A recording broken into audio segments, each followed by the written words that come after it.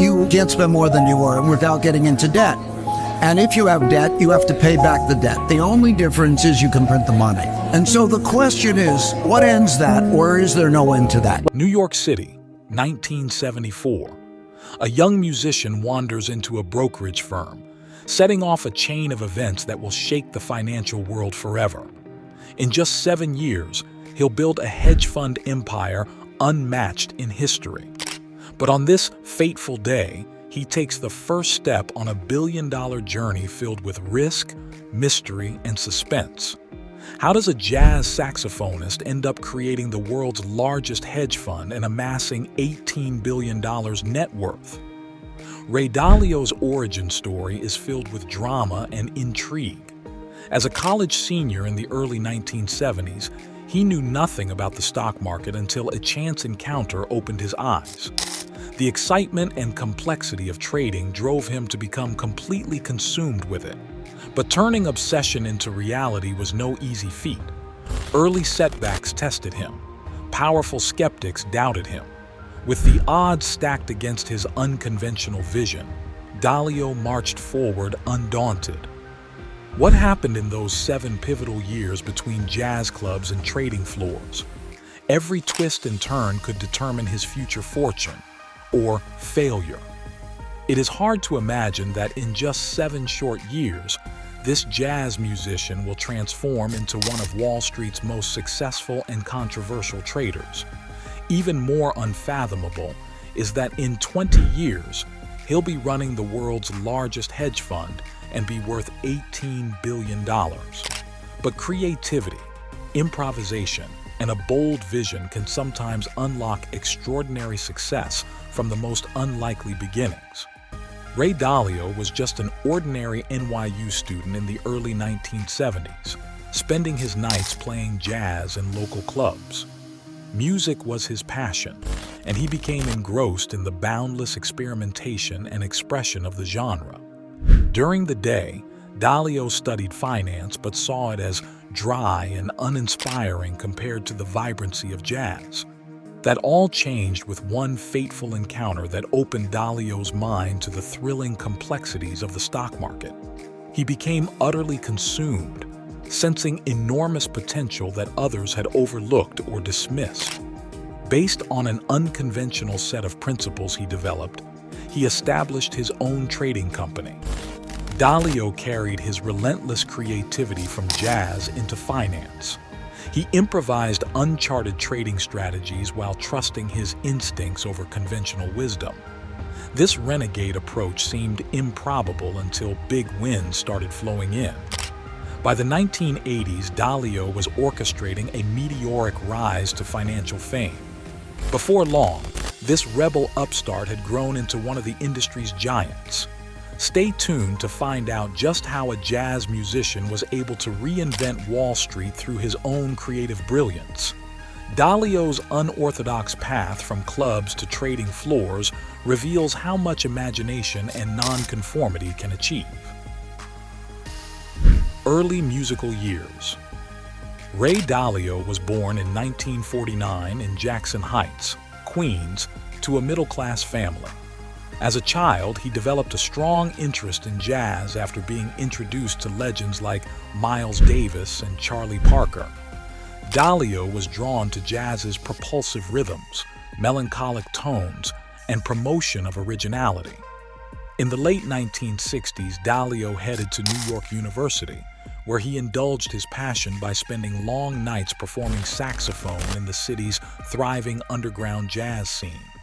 He would play any gig he could get, from hole-in-the-wall bars to renowned venues like the Village Vanguard and Birdland. Dalio reveled in the boundless musical exploration and improvisation integral to jazz.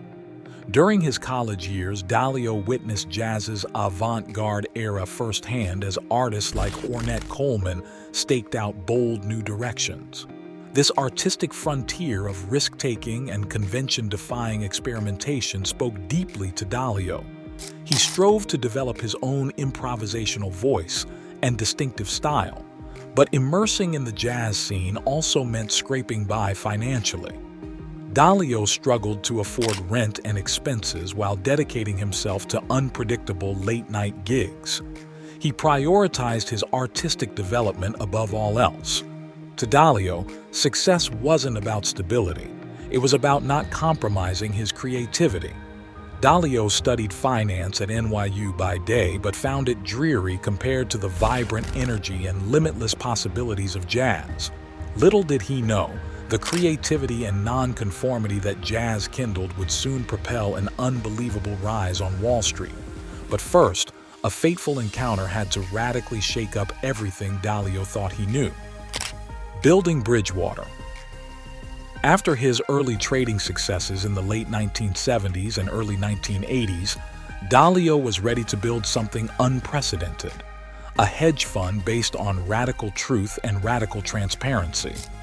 In 1975, Dalio founded Bridgewater Associates in his small New York apartment.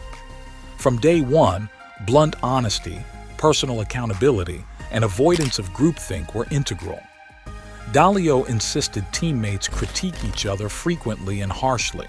Emotions and ego took a back seat to rationality and improvement. Dalio also recorded nearly all meetings and discussions for later review and analysis. This radical transparency allowed Bridgewater to study decision-making processes with surgical precision. Every mistake or weakness would be put under the microscope. Employees were challenged to constantly re-examine their own beliefs and grasp where they might be wrong. Dalio created an environment where having one's views scrutinized was a badge of honor, not embarrassment. Being proven wrong simply meant an opportunity to improve. This unorthodox culture initially caused disruption and conflict. Dalio was essentially overturning the social norms of the workplace. People grappled with giving each other constant, blunt feedback and having private conversations recorded. But Dalio refused to compromise his audacious vision. He believed this openness and accountability would unlock phenomenal performance, despite short-term growing pains. Dalio trusted that rationality, transparency, and nonconformity would win out, and they won out. By the mid-'80s, Bridgewater was surging. Dalio's team made prescient macroeconomic bets based on an apolitical financial analysis system he called the machine. While others got caught up in emotion, Bridgewater dispassionately examined objective indicators to forecast events like the 1987 stock market crash. These contrarian bets paid off massively for investors. Due to outstanding returns and radical ideals, Bridgewater secured nearly $10 billion in assets by the early 1990s. The firm had become the largest hedge fund on earth under Dalio's revolutionary leadership. Even as assets ballooned into the hundreds of billions, Dalio insisted on preserving Bridgewater's unique ethos. He perfected mechanisms for scalable radical truth and transparency. Dalio believed deeply that strong cultures compound over time, much like interest. Although his unorthodox methods still garner criticism, Dalio is unfazed. The results speak for themselves. Bridgewater has delivered clients net gains exceeding $50 billion over the past decade, while most competitors struggle. Dalio, now late in his career, has stepped back from management. But almost 50 years after founding Bridgewater, his avant-garde vision continues to propel the world's dominant hedge fund into the future.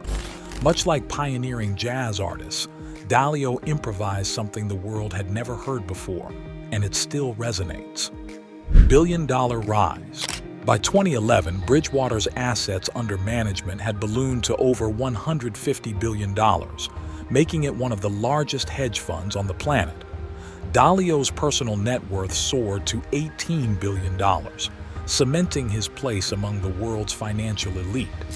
He came to be widely credited with pioneering global macro investing, which examines the broad economic picture to make bets across asset classes and countries. Dalio also introduced innovative fund structures like risk parity that improved portfolio efficiency. Bridgewater's dominance results from Dalio's idiosyncratic investment principles and corporate culture. By sticking to his radical vision despite criticism, Dalio ensured the firm could keep thriving in diverse market environments. In 2017, Dalio stepped back from day-to-day management at Bridgewater, but he remains an influential thought leader, extolling the benefits of transparency, nonconformity, and imaginative thinking. Despite his immense success, Dalio's passion for improvisation and originality burns bright. He continues to release jazz songs and explore creative pursuits like meditation and philanthropy. Dalio continues to be unencumbered by convention and fixates on invention, much like he did during his early jazz days. Ray Dalio transformed the hedge fund sector through his singular creativity and radical principles. His unorthodox journey from jazz artist to investing billionaire is proof that imagination and nonconformity can unlock unimaginable success. Bridgewater's unique culture and technology will continue to exert influence, and it all traces back to Dalio's improvisational jazz beginnings, which paved the way for a true financial revolution. Ray Dalio took an unlikely path from playing jazz in smoke-filled clubs to building the world's biggest hedge fund. He reinvented finance using the same creativity and rule-breaking spirit that jazz inspired. Dalio's billions prove that charting an original course can pay off spectacularly. As we reflect on his story, we see the tremendous power of improvisation, radical thinking, and following one's inner voice. Dalio's journey challenges us to unlock our own creativity and embrace bold, unconventional visions. Imagine what we can achieve if we apply his innovative mindset to our lives.